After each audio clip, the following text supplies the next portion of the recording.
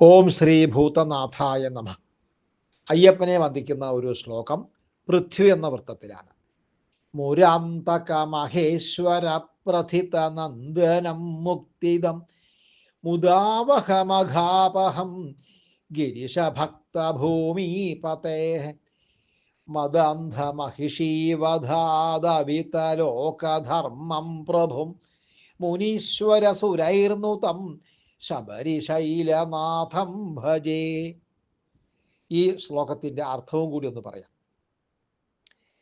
മുക്തിദം മോക്ഷം നൽകുന്നവനും, മുദാവഹം അതായത് ഗിരിശഭക്തഭൂമിപതേഹ് മുദാവഹം എന്നാണ്.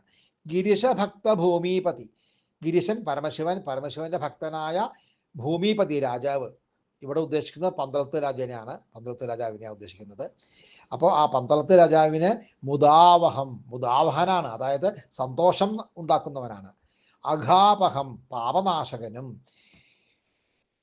മദാന്ധ മഹിഷീവധാത് ഗർവ് കൊണ്ട് അന്ധയായ മഹിഷിയുടെ വധം ഹേതുവായിട്ട് അവിതലോകധർമ്മം സംരക്ഷിക്കപ്പെട്ട ലോകധർമ്മത്തോടു കൂടിയവനാണ്. അതായത് ലോകധർമ്മത്തെ സംരക്ഷിച്ചവനും പ്രഭുവും മുനീശ്വര സുരൈഹി നുതം മഹർഷിമാരാലും ദേവന്മാരാലും സ്തുതിക്കപ്പെട്ടവനും മുരാന്തക മഹേശ്വര പ്രഥിത നന്ദനം. മുരാന്തകൻ വിഷ്ണു, മഹേശ്വരൻ പരമശിവൻ. അപ്പോൾ വിഷ്ണുവിൻ്റെയും പരമശിവൻ്റെയും പ്രസിദ്ധനായ പുത്രൻ നന്ദനൻ, പുത്രനാണ്. അങ്ങനെയുള്ളവനുമായ ശബരിശൈലനാഥം, ആ ശബരിഗിരിനാഥനെ അഹം ഭജേ, ഞാൻ ഭജിക്കുന്നു.